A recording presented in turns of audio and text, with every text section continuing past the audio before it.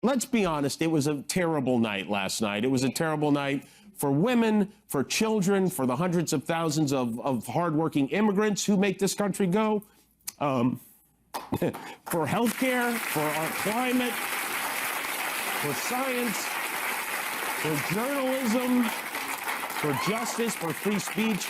It was a terrible night for poor people, for the middle class, for seniors who rely on Social Security, for our allies in Ukraine, for NATO, for the truth and democracy and decency.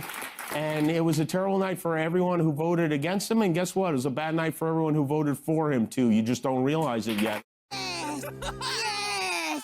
Oh, let me taste your tears.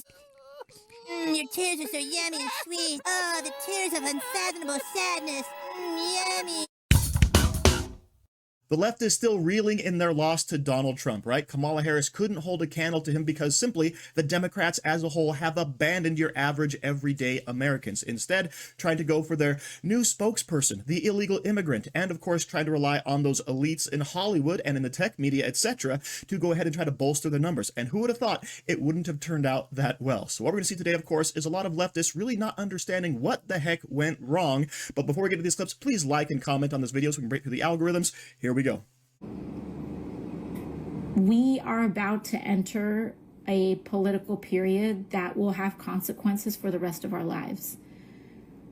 We cannot give up.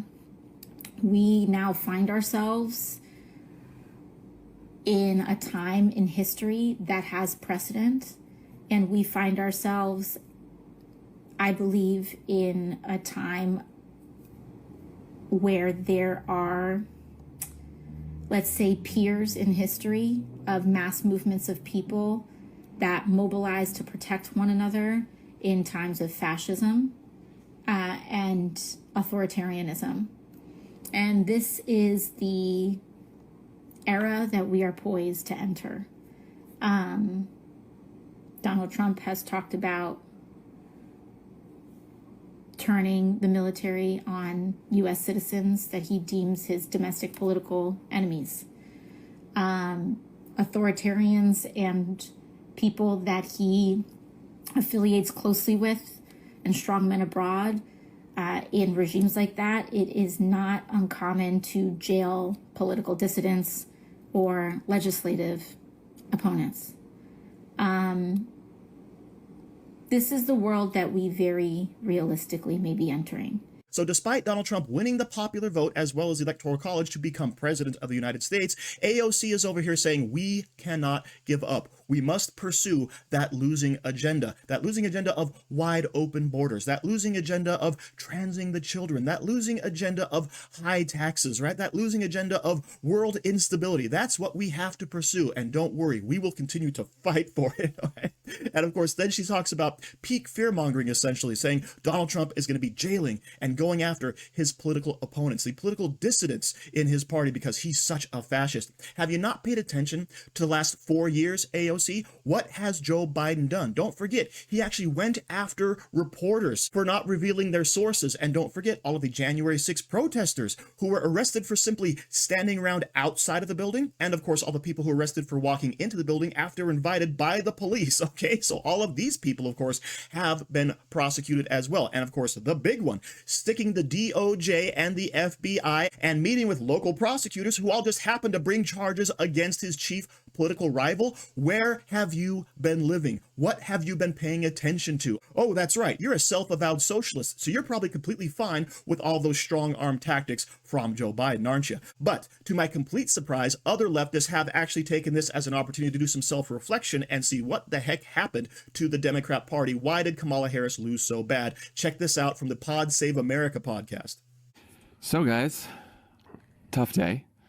Got my emotional support animal on my lap right here. Leo's here. Let's get to it. Donald Trump won. He won all 7 swing states. He's projected to win the popular vote by about 1.5 points when all the counting is finally done. Republicans will take control of the Senate, probably with maybe with 52 seats when all is said and done. Sherrod Brown, John Tester, Bob Casey lost their Senate seats in Ohio, Montana, and Pennsylvania. Alyssa Slotkin, Tammy Baldwin, and Ruben Gallego seems like they're going to hang on in Michigan, Wisconsin, and Arizona. Unclear if Jackie Rosen in Nevada will be able to hang on. The House looks extremely close and will not be decided for a few weeks until they count all the votes here in California, which often takes a few weeks. Trump's win was quite broad. He improved on his 2020 performance in almost every county, among every demographic. So, a majority of the country that includes all ages, races, genders, religions, and political beliefs chose 4 more years of Donald Trump, either because they like him, or they like his agenda, or they don't see him and his agenda as enough of a risk, or they voted for him based on bad or incomplete information. Those are the options. Or they hated Democrats. Or they hated, yeah. And it's probably a different mix for each voter, but we just don't know yet. One thing we do know is that since the pandemic and the record inflation it caused, incumbent leaders all over the world have been losing. Incumbents of all political persuasions on nearly every continent. And I just say that as a factual background for context in the political environment we're in right now. With all that said, what are your thoughts on what went wrong on election night? Or in this election? Sorry, who wants to start? Dan?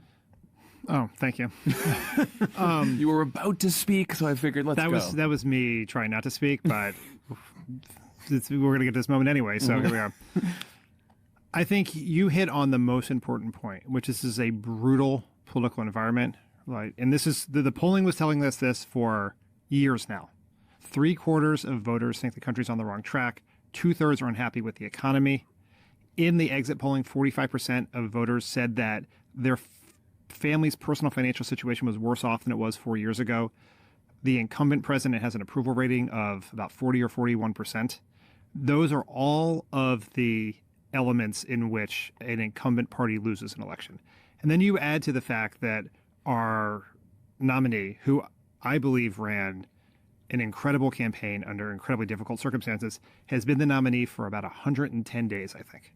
It was introduced to the public as a largely unknown figure, despite being the vice president of the United States, with 110 days to go against a presidential candidate, a former president who was running his 3rd consecutive presidential election. He has been running for almost 10 years now straight, and she had to try to mount a campaign in 109 days. And the country shifted to the right across the board, right? And as you point out, in every state except Washington State and Utah, Donald Trump did better than he did in 2020. He cut the margins by double digits in places like New York, New Jersey, Connecticut, Rhode Island, the bluest of states. And so this is a very big thing, and there will be a ton of second guessing and nitpicking and all of that. But we have to recognize the political environment we're operating in and the changes in the country politically over the last 4 years. And it's really the changes have been going on since 2016, that we were able to win in 2020 by a tiny bit, but we've been moving in this direction for a while now, and it came home in a really brutal way last night. So I actually find this quite hilarious. All of these guys on Pod Save America worked for the Obama campaign or his administration in some capacity, etc. All right, so supposedly they have their ear to the ground on everything political, okay? And they're pointing out first thing that, okay, Kamala Harris is a relative unknown to America. No, not really. It's true that vice presidents don't really get as much play, but Kamala Harris was such a disaster that she actually was very well known for her gaffes, for her stupidity, right? For being a complete moron. But unfortunately, the Democrats didn't realize this, or I guess I should say fortunately for the Republicans, all right? But also they're saying they had years and years of data to say, here, what's the most important thing? The economy, the border, all of this stuff that really matters to Americans. But what did Kamala Harris focus on? Oh, price gouging, and of course fighting for those borders to stay wide open, all right? And of course they also mentioned she didn't have enough time to introduce herself to the public, right? She had that very short campaign period. Yeah, remember when she chose not to do any interviews for like a month and a half, right? After becoming the nominee, after being the fresh face of the Joe Biden administration. But of course that's the other anvil around her neck thrown into the ocean, right? And of course what we're talking about here is trending to the right. Yes, people are abandoning the left because we see what happens happens to the economy. We see what happens to our safety. We see what happens around the world, and we're like, no, we've had enough of it. So even in the bluest of blue states, yes, there was a shift towards Donald Trump, and it was wonderful to behold. Right? But these guys are just kind of coming to the grips with the idea that, wow, in every single demographic, in pretty much every single state, Donald Trump improved. All right. And that, of course, is the big story. People are abandoning the left. But don't worry, it's not Kamala, it's somebody else's fault.